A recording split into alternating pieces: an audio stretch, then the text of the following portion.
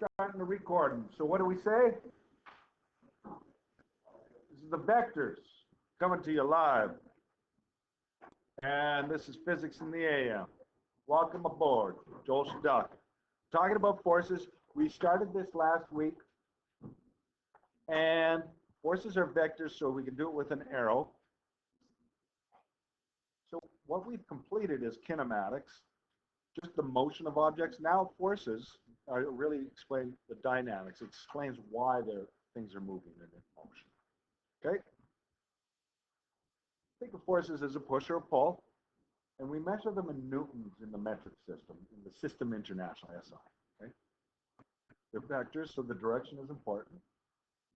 And the newton is actually a unit that is an abbreviation for kilograms times meters divided by seconds squared. Really what that is I'm just going to grab the pen here. Let's just move my computer a little bit.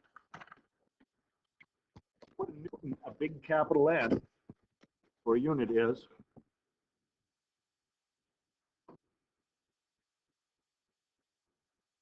the meter per second squared. Well, that's acceleration. So it's the kilogram times the acceleration. The mass times acceleration is what the units really are. Okay, that's a newton.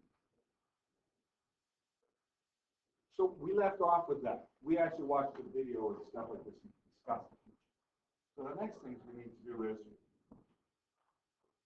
I'm going to give you some ideas of stuff we're going to do. Applied forces, a push or a pull. Use an FA with an arrow over top to mean it's a vector, and I accidentally did that. Use FG for weight force, gravitational force, usually on the Earth, could be the moon, sun, or anything else that you. And on Earth, we use G, the acceleration due to gravity is 9.8, which you are aware of. I'm going to pause the recording. You guys can jot this down. Okay, a little bit more. And this is overwhelming if I show you everything at once. There's a lot. I will quickly zip back because you were talking too much and I was talking too. Quickly. Hurry it up. Okay, buttercup. FF. You're off task again. So small f for friction, capital F for the force. So the force of friction, I think we intuitively understand this, but we probably haven't thought about it.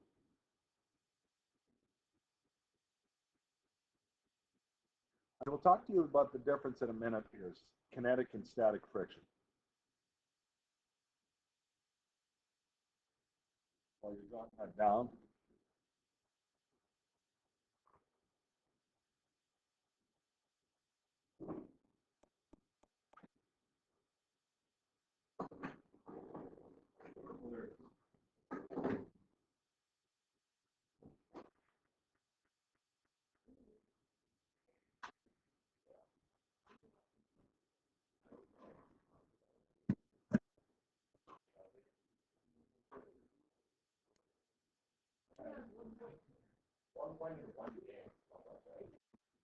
Static friction, kinetic friction.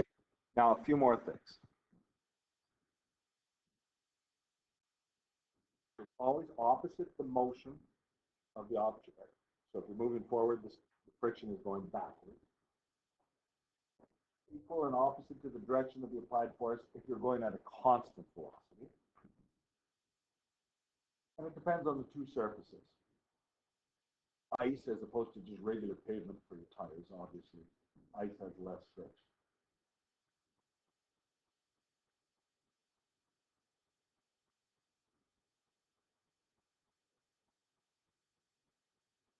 I'll let you jot that down. I'll pause the video. Okay. Now, this is why. Okay. Last thing on here. I have a little formula. FF is equal to mu, the Greek letter mu, Fn. It's sort of like a U with a tail at the front as well. I don't know if you've seen the Greek letter before. Mu is the coefficient of friction. More about that as we do calculations.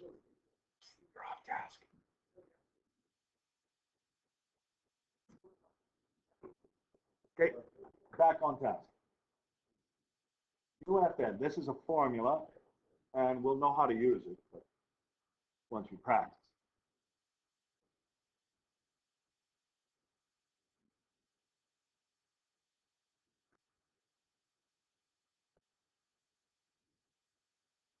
I'm going to reveal a little more. Fn, the normal force, that's why an N is used, force normal.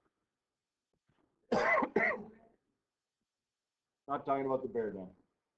Okay, normal force. This is the supporting force. On a flat horizontal surface, it's equal and opposite to the weight force. Gravitational pull. The reason why you're not falling through your seat right now, it's equal and opposite. That's the normal force between your butt and the seat of the chair.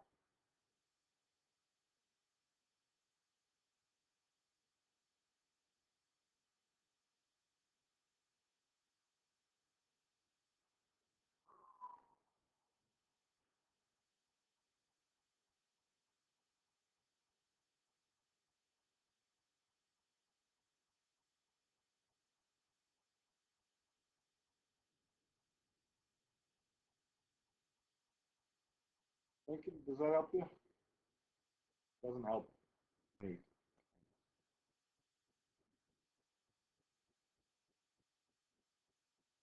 All right. So some diagrams and stuff are coming up.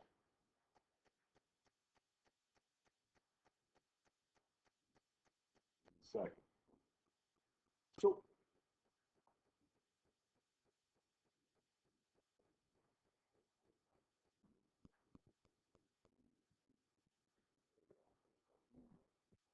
the first diagram, focus on this one. Try to get a circle. There we go. So this is on a flat surface. That box just represents any object.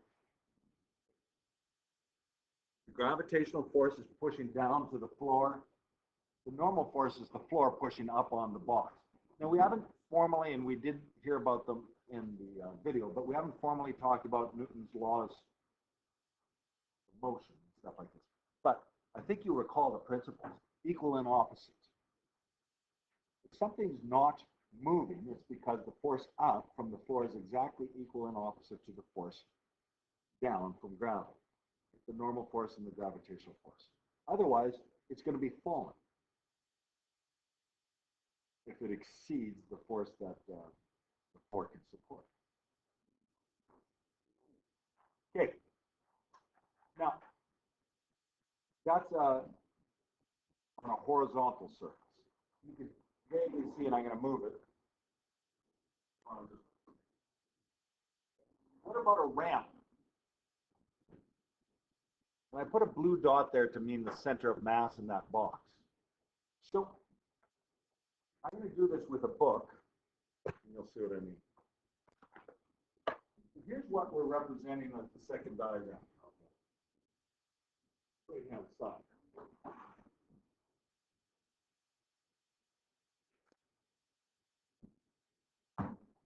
Right now, the normal force, that's the horizontal surface on this book, right? Now, the minute I start tilting this, there's a point where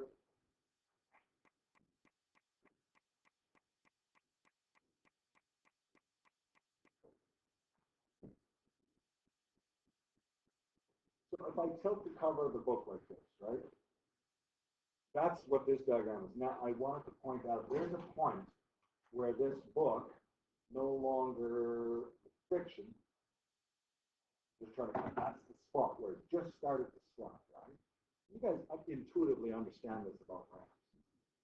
It has wheels that can roll right away. Very little friction. So, and it's just starting to slip. Now, what it is in this diagram, what I was just showing with the book tilting, is that there's a weight force. The weight force is always going straight down. Now, straight down, if you could draw it on the top, on the bottom, it doesn't matter. But the weight force is going straight down.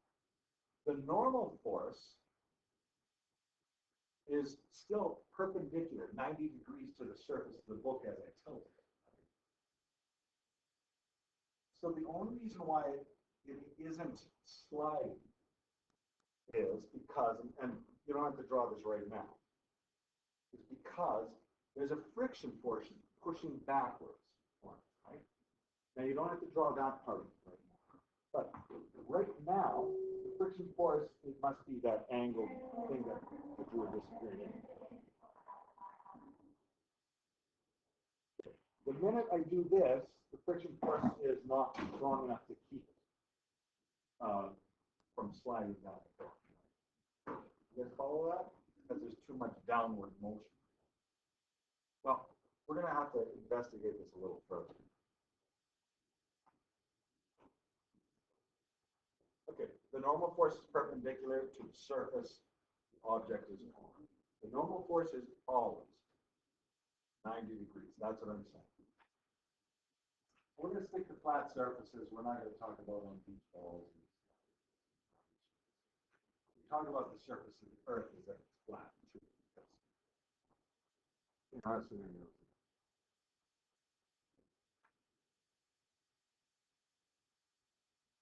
Let's jot that last bit down and then we'll move it. Free body diagrams. And yes, this is the start of the section, so we're doing notes. Tomorrow we'll do some review before we get back to it. Okay, free body diagrams, jot this down. New stuff.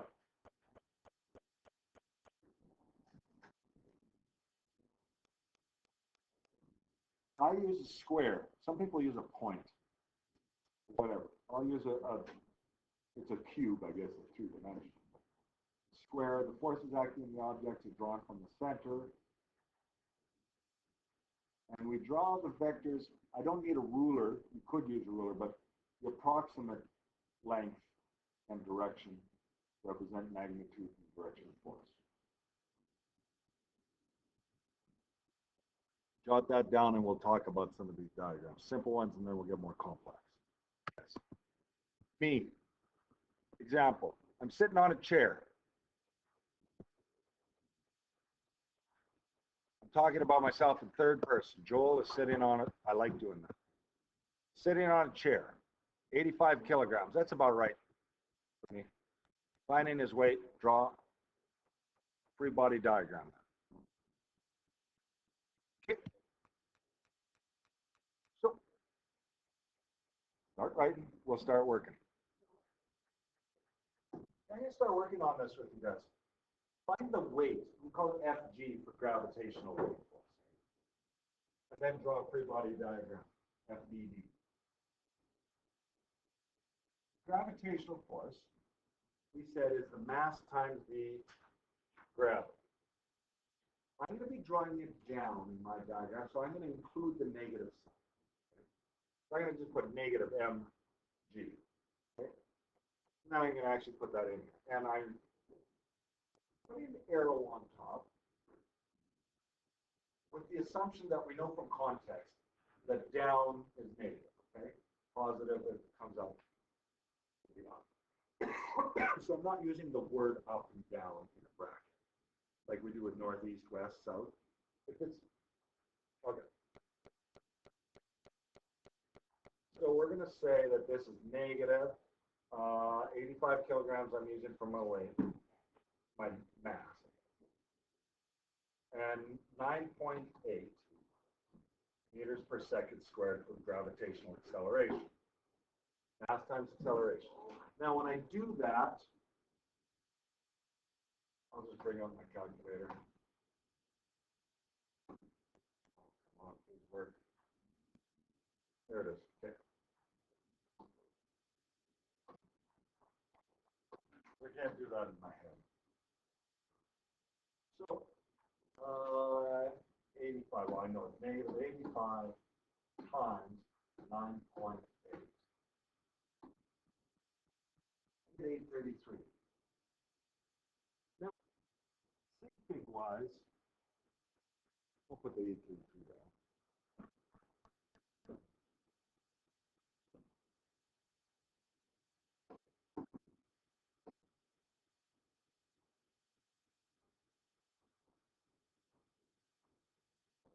That's newtons, because it's kilogram meters per second squared.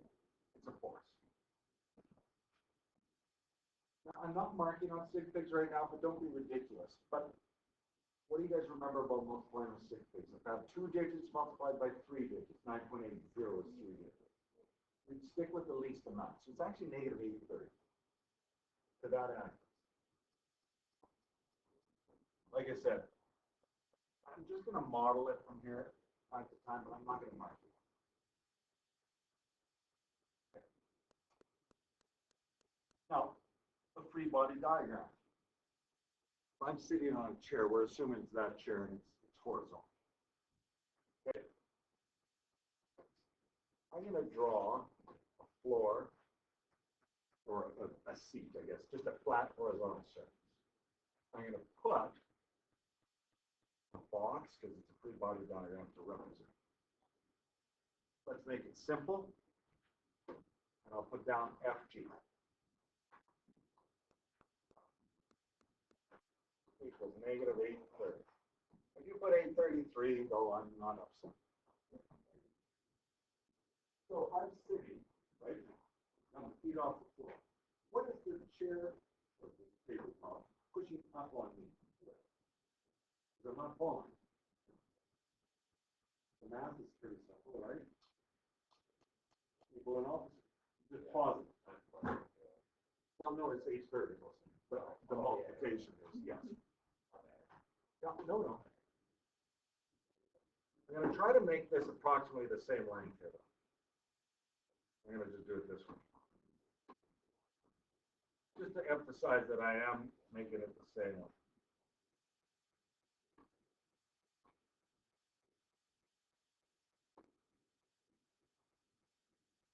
I'm going to call it Fn, positive 830.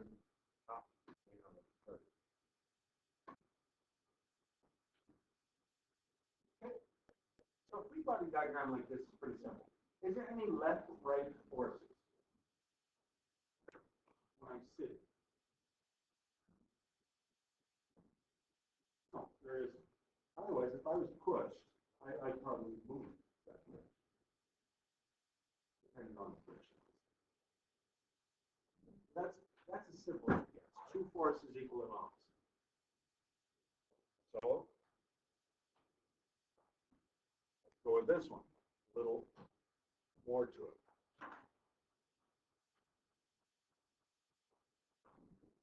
Draw that one out.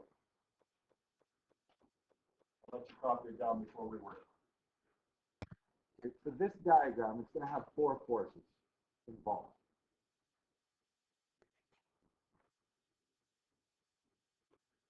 We don't have much for calculation.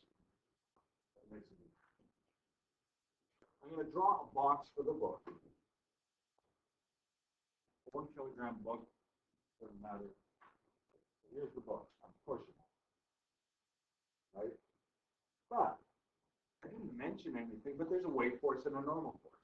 You have to include that too. So I'm going to put down the box to represent the 1 kilogram book. Now, I'm not going to show the calculation of the weight force, but I know it's 1 kilograms times the acceleration due to gravity. It's 9.8. 1 times 9.8. So it is 9.8. Now, I'm going to put that down. 9.8. I'm going to put that negative. So the force of gravity, the weight force, equals to negative 9.8. The upward force, so approximately, there's a drawing.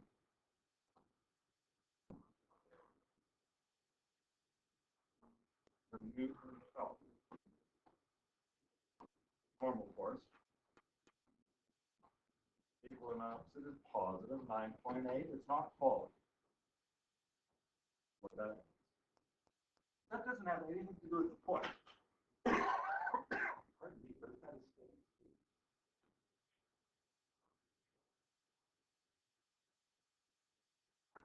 If I'm pushing, whether it's left or to the right, at a steady speed, that means there's no acceleration. And the friction force will be equal and opposite to the pushing force.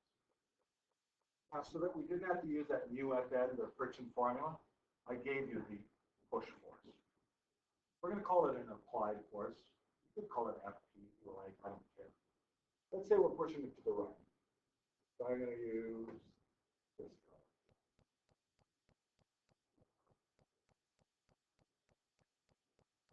color. FA.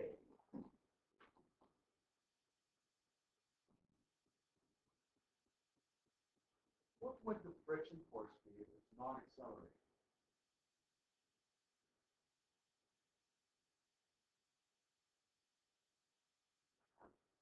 I have it in brackets there.